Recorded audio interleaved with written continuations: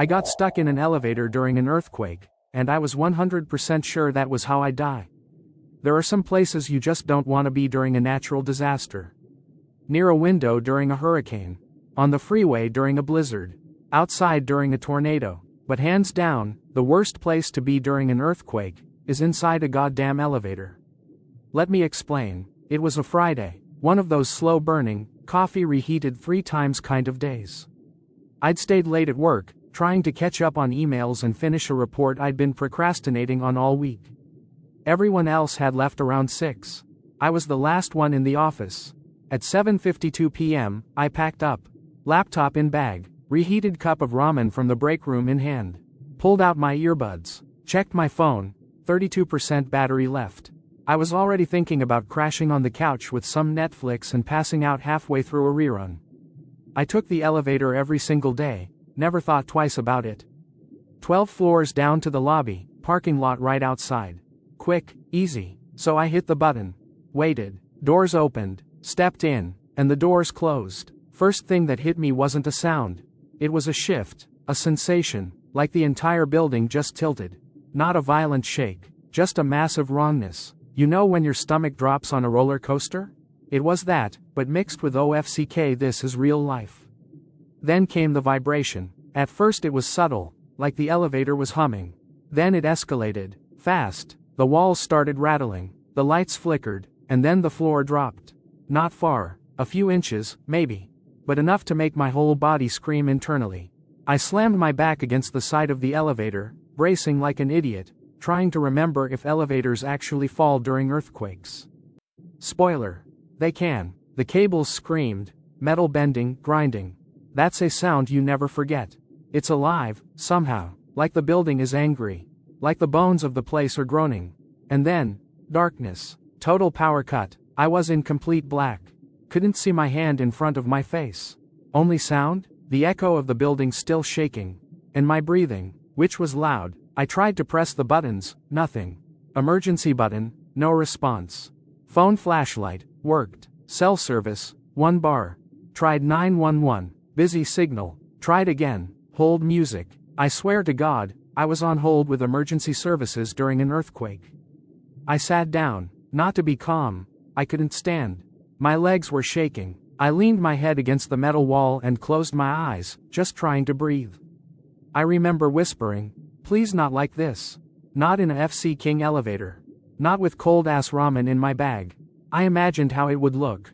Rescuers prying open the elevator the next day. Finding my body crumpled, holding a half-spilled noodle cup like a sad office ghost. Ridiculous, but when you're in the dark, in a box, suspended between floors, and the world is literally moving, your brain goes weird. After a few minutes, or maybe 20, I had no sense of time. I started to hear pops and groans. Like the building settling, or maybe redeciding how tall it wants to be. There were alarms somewhere far off. Faint voices, radios crackling. I yelled, no response. Then silence. That silence? Worse than the quake. Because you're left wondering, did the world end and I just didn't get the memo? At some point I tried the emergency button again. It beeped. Then a voice crackled through, fire department. Are you okay? I almost cried. I told them where I was. They said they were making rounds through the building. Told me to stay still. Stay calm. Wait, I had no choice. Another 40 minutes. That's how long it took for them to reach me. When I heard voices above the elevator, I nearly lost it. They opened the top hatch. Shined a flashlight in. Asked me if I was alone. Asked if I could move. They started prying the door open floor by floor. At one point they had to manually crank the elevator to line it up with the landing. When that door finally opened and I saw a hallway again, I could have kissed the floor. One of the firefighters handed me a granola bar. I ate it like it was the last food on earth. Now, you couldn't pay me to take an elevator during an earthquake watch. Or after one, or during slightly suspicious clouds. I take the stairs like my life depends on it. Because I know what it's like to sit alone in a steel box, suspended between floors and fate. Wondering if you're gonna fall. Or if you already did. I ignored the flash flood warning, and ended up watching water pour out of my ceiling vents. There was a warning. There's always a warning. Texas weather is dramatic like that. Every summer storm comes with red banners, scrolling news tickers, and weathermen yelling into wind. But you get used to it. After the third, severe thunderstorm watch in a week, you stop paying attention. So when my phone buzzed at 5:48 p.m. with an alert that said, "Flash flood warning, seek higher ground immediately," I rolled my eyes, shut off the notification, and ordered wings. That's how confident I was. I lived alone in a one-bedroom apartment. Ground floor, but technically elevated. The building had a little concrete lip around the base, maybe 2 feet high. Plenty, right? Besides, it was cozy inside. Rain hitting the windows, scented candle going, Bluetooth speaker playing lo-fi. I was folding laundry, barefoot in shorts and a hoodie, sipping soda like it was a normal Tuesday. By 8 p.m., it started to rain hard. Like, TV volume up, thunder rattling glass hard. By 9 p.m., I noticed the water pooling in the parking lot. It wasn't draining, at all. Still, I wasn't worried. Not really, just alert. I took a photo of the rising water and texted a friend. "Yo, free swimming pool outside, tears of joy," he replied. "Watch that sh*T. These storms snap quick. By 10:30 p.m., it looked like a lake out there. Cars were sinking. You couldn't see tires anymore, just tops of bumpers. Streetlights flickered. The rain didn't slow down. It got louder, and then the power went out. I stood in the dark for a second, just listening. Outside, roaring. Inside, dead quiet, and then, gurgling. At first, I thought something clogged in the kitchen sink. But the sound was overhead. I looked up, a drop hit my face. Then another, then a stream, from the ceiling vent, water, pouring through like someone unscrewed a fire hydrant in the attic. I rushed to the bathroom, same thing.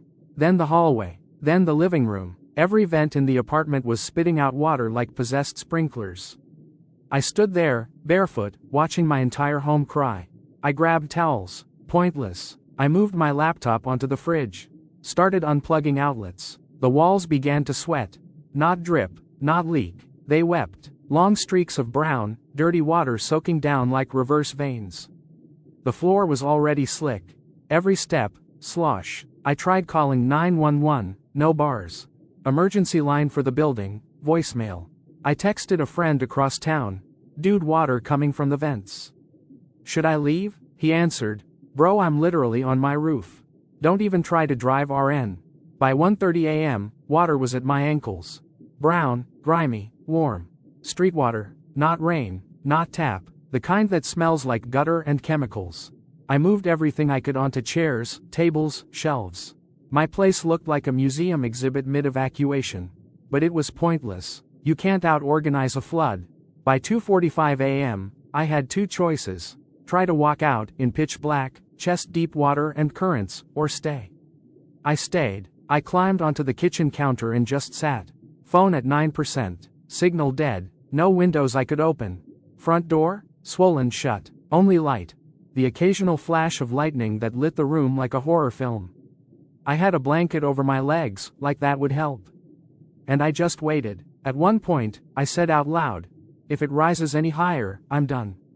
It was true. At 4:12 a.m., it finally stopped raining. Not slowed, stopped, like someone turned off a faucet. The silence was louder than the storm. The water inside the apartment didn't go down. But it stopped rising. I sat there, still, soaked, shaking, staring at the wall. By sunrise, around 6:30 a.m., I opened the door. Water poured out like it had been waiting. The parking lot looked like a war zone. Trash, tires, floating garbage bins. A refrigerator on its side. My neighbor's couch was in the driveway. Nobody spoke, just eyes, shell-shocked. I lost almost everything. Furniture, bed, electronics. But I kept my life. Somehow. Now, I don't wait and see. If there's a flood warning, I go. Even if it looks like a drizzle. Even if it's sunny. Because I remember what it's like to sit on your own damn kitchen counter, watching your ceiling bleed. And that's an image I don't need again. I was in a Walmart parking lot when a tornado decided to turn my Tuesday into a near-death simulator. People always joke about being caught in a storm. Like it's a quirky inconvenience. Oops, forgot my umbrella. Lol, my hair is ruined. But let me tell you something. When you're in a Walmart parking lot, and the sky decides to open a portal straight to hell, it's not cute. It's primal survival mode with a grocery bag in one hand and fear in your pants. It was a regular Tuesday. No warnings on my phone. No alerts. Just some weird clouds when I left work. Gray with a hint of raw chicken. Looked gross, but harmless. I decided to swing by Walmart for a few things. Literally 3 items. Chips, salsa, toothpaste. Didn't even grab a basket. I was that confident. Spent like 10 minutes inside. The usual fluorescent purgatory. Everything felt fine, until I got to the exit doors. That's when I noticed something was off. First, the wind. Not the kind that blows your hair around. The kind that grabs entire shopping carts and starts moving them like they've got sentience. I'm walking out and suddenly my cart rolls away from me on its own. Fast. No incline. No push. Just yeeted by the wind. I chase it for like 2 seconds before the air goes still. Totally still. No sound. No breeze. Even the cars seemed frozen. That's when everything in me screamed, run. But I didn't move yet. I was too stunned, because in the distance, behind the rows of parking lot lights, I saw the clouds fold. Literally fold in on themselves. And out of that fold came a funnel. Big, fast, twisting like it was looking for someone to ruin. People started shouting. Some ran for the entrance. Some froze. One lady dropped an entire rotisserie chicken on the ground and just booked it, no questions asked. I joined the sprint to the entrance. But as we got close, the doors locked. Automatic storm lockdown, and a dude inside, probably the night manager, held his arms up, yelling, "Stay out. Glass will shatter." Cool. Guess I'll just die right here with my Cool Ranch Doritos. I dove between 2 SUVs. Right on the asphalt, didn't even think, just dropped. Next to me, a middle-aged woman was whispering, oh God," over and over like it was the only sentence left in her system. The wind came back with violence. Shopping carts were flying like they were made of styrofoam. One slammed into the back of a pickup, bounced off the tailgate, and skidded across the lot like a damn missile. I covered my head with my arms and curled in. I could feel pressure in my ears like I was being pulled up by the bones. The sound? It wasn't whoosh, it was screaming. The sky was screaming. For a moment, I was sure I was gonna get sucked up. You know that scene in movies where a guy clutches onto a pole and his feet start lifting off? Yeah, it felt like that. Only I had no pole. Just my face smushed between a Ford Explorer and a Chevy Malibu. Praying they didn't get airborne with me stuck in between like a tortilla. The tornado itself passed just north of the parking lot. It hit a car wash across the street. Ripped the roof off like a Pringles lid. Tossed it down 2 blocks. I didn't even see it. Just felt it, like the world had hiccuped violently. Then, nothing. No wind, no sound. No movement, just wreckage. I got up slowly. My legs were shaking so hard I nearly fell back down. Everything was dented. One car had no back window. A sign was halfway inside another SUV's windshield. And me? I still had my plastic bag. Salsa cracked. Chips crushed. Toothpaste. Completely fine. Of course. Nobody spoke for a while. We all just stood there, like what the FCK just happened. Eventually, the Walmart manager came out with a flashlight and said, "Everyone okay?" No one answered. We just nodded, like, I guess, physically? Now, every time it gets even slightly windy, I get that twitch. That memory twitch. That, maybe the sky's about to kill me again, instinct. I don't mess with weather anymore. And if I ever see another funnel cloud, I'm not diving between cars. I'm diving straight into therapy. I stayed home during a hurricane because it wouldn't be that bad. Then my roof got ripped off while I hid in a closet with my dog. They told us we'd be fine. Not just the weather apps. Everyone. Storms not hitting directly. Category 1 max. Nothing we haven't seen before. My landlord didn't mention evacuation. The news kept calling it manageable. Even my neighbor said, I'm just gonna tape up the windows and ride it out. So I did the same. I stocked the fridge, charged my phone, lit a couple candles, and told myself it'd be like every other hurricane we'd had in the last 5 years. Loud, wet, and slightly annoying. Then I'd post a TikTok the next morning about fallen palm trees and move on with my life. Only this time, the storm had other FC King plans. I live about 30 minutes from the coast. Not exactly beachfront, but not far enough to be relaxed about it either. It's an old single-story house with creaky windows, questionable roof tiles, and a wooden porch that swells when it rains too hard. I rented because it's cheap, not because it's safe. I was home with my dog, Taco, a 90-pound German Shepherd who barks at leaves but sleeps through fireworks. Usually, it started raining early that morning. Nothing dramatic, just background noise. By noon, the wind was picking up, and by 2 p.m., the trees out front looked like they were trying to bend into yoga poses. The sky turned that sick yellow-gray color that always makes your gut say, nope. Still, I stayed. I tried to stay chill. I made a sandwich, gave Taco some treats, lit a candle like it was stormy ambiance, and said out loud like a dumbass, "We got this, buddy." By 3:30 p.m., the power was out. The wind had gone from whoosh to whoom, like pressure waves smashing against the walls. I could feel the windows pulsing, not shaking, breathing. The glass bulged in and out, like it wanted to exhale. That's when it stopped being cute. I grabbed Taco and a flashlight, yanked open the hallway closet, and threw a blanket and a bottle of water inside. I slammed the door shut behind us just as something crashed into the back of the house, hard. Inside the closet, it was pitch black. No signal, phone battery at 59%. Just me and Taco, crammed in tight. He was hot and breathing heavy, head pressed into my leg. I could feel his whole body shaking. Outside, absolute chaos. The wind didn't howl, it screamed. It moaned like something alive was crawling across the roof. I could hear things tearing. Not shingles, sections. For the first 20 minutes, I tried to keep calm. Texted my sister, "Pretty bad here but we're chill." No response. Then boom, something massive hit the roof. Not a tree, not a branch. It felt like the sky itself body slammed my house. The entire structure shook, like it flexed, like it considered lifting off the foundation. And then I heard the roof start to peel. I didn't see it, I felt it first. The air pressure changed. My ears popped, the air got cold, then the sound. It's the only way I know it was real. Have you ever heard hundreds of nails rip out of wood all at once? It's like a banshee screaming inside your bones. Then boom, gone. Roof, gone. And above me, silence. Too much silence. Followed by wind screaming through the house like it was ripping its own lungs out. Taco let out one bark, then whimpered and ducked between my legs. I grabbed him like a lifeline, wrapped him in the blanket and just held on. The closet shook violently. The door buckled inward. I was sure it would blast open and I'd be yeeted into the FC King sky. For what felt like forever, all I heard was my heart, Taco's panting, and the house being torn into scrap. Furniture crashing, appliances dragged, creaks, groans. The front door exploded off at some point. I heard it leave. Just gone, and all I could think was, this is it. This is the dumbass way I go out, in sweatpants, in a closet, with my terrified dog and no FC King signal. But eventually, it slowed. Not all at once, like a drunk monster falling asleep. The wind eased, the walls stopped moving, rain pattered instead of slammed.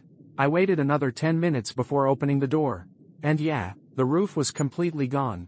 Straight up missing. I could see clouds. Half the drywall was peeled open. The living room was outside. My couch, gone. The kitchen table, halfway in the backyard. Taco bolted out and pissed in the wreckage like he'd been holding it since 1982. I stepped out barefoot, the carpet squished with mud and rainwater.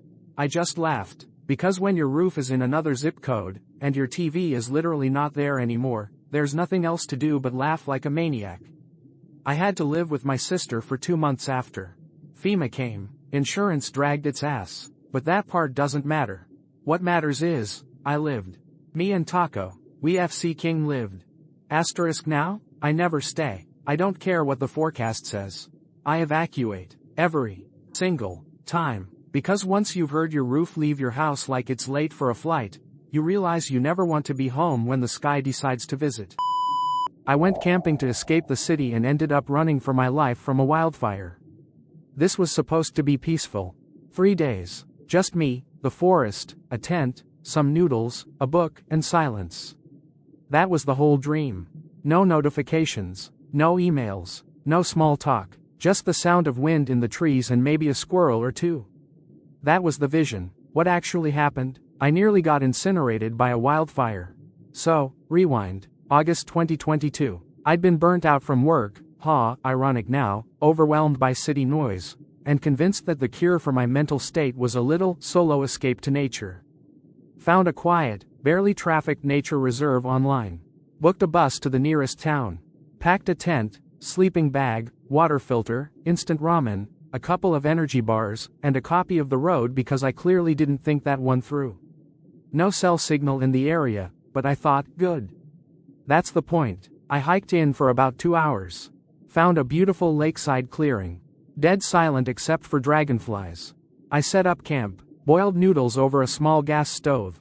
Read a bit, watched the stars come out. Felt my brain finally quiet down.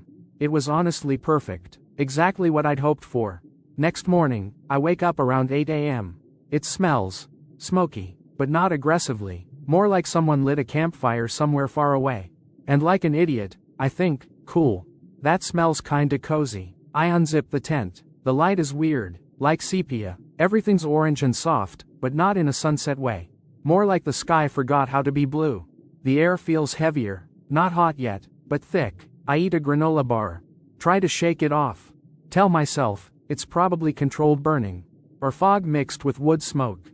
Happens all the time in national parks. Spoiler.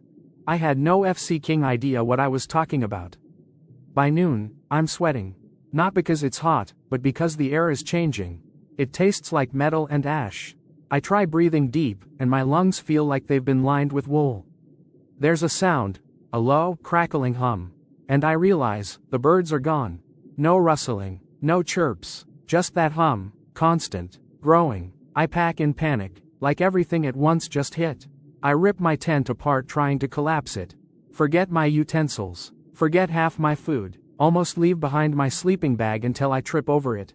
Shove everything into the backpack, hands shaking. By the time I'm upright again, the sky looks like the inside of a volcano. Dark orange. And thick. I see it, finally.